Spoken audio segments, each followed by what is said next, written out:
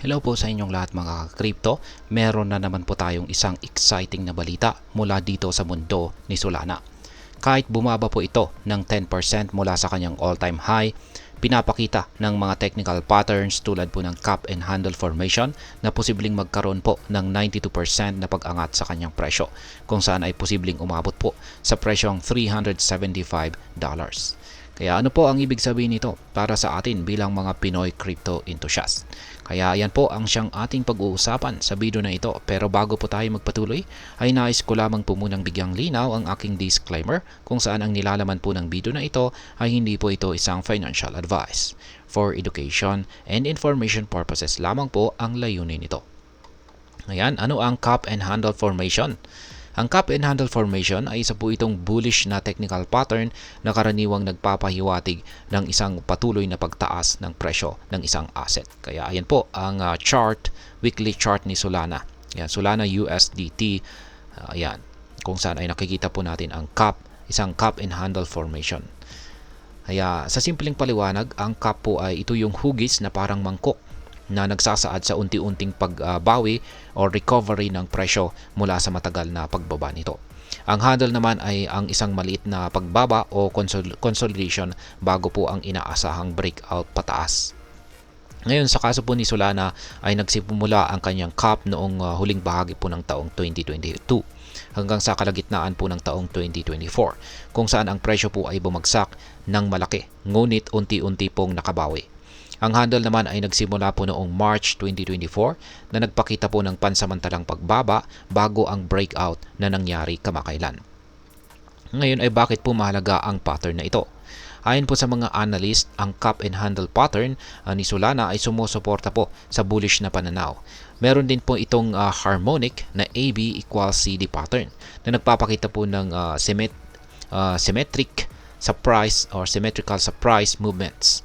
Ayon po sa pattern na ito ay inaasahang ang presyo ni Solana ay posibleng umakyat po ng 92% at ang target price ay nasa $375.98 mula sa kasalukuyang presyo nito na nasa $235.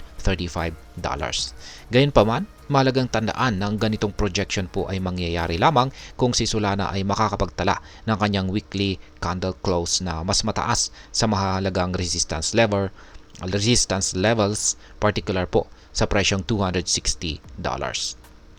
Ngayon ay ano po ang nangyayari sa ecosystem ni Solana? Bukod po sa technical patterns ay malakas din po ang suporta mula sa ecosystem ni Solana.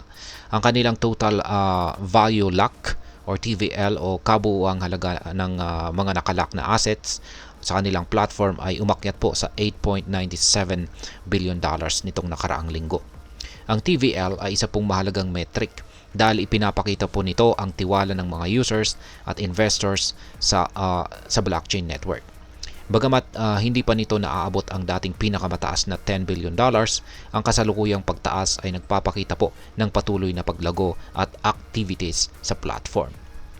Ayan. Ngayon ay ano ang mga posibleng senaryo sa presyo ni Solana? Yan, meron po tayong dalawang pangunahing senaryo na inaasahan dito.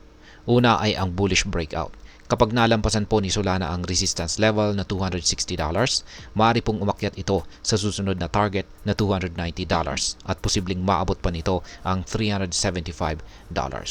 Pangalawa na scenario ay ang temporary pullback. Kung hindi nito malalampasan ang $260 na resistance, maaari pong magkaroon ng pansamantalang pagbaba ng presyo. Ngunit mananatili pa rin ito sa isang ascending channel. Kaya sa parehong senaryo ay nakasalalay po ang galaw ng presyo sa market sentiment at mga panlabas na factors tulad po ng macroeconomic conditions at development sa crypto regulations. Ngayon ay ano naman po ang maaaring maging epekto nito para sa atin bilang mga Pinoy crypto traders or investors ni Solana.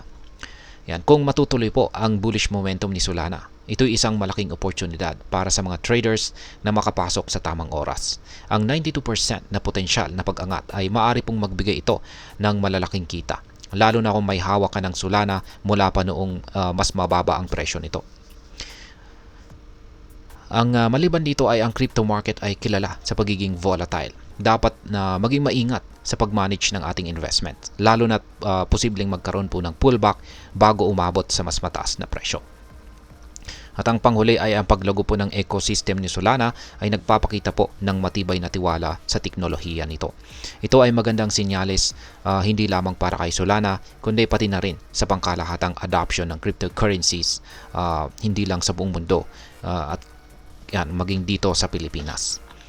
Ngayon ay ano naman po ang aking masasabi tungkol dito. Si Solana ay isa sa mga standout cryptocurrencies ngayong taon.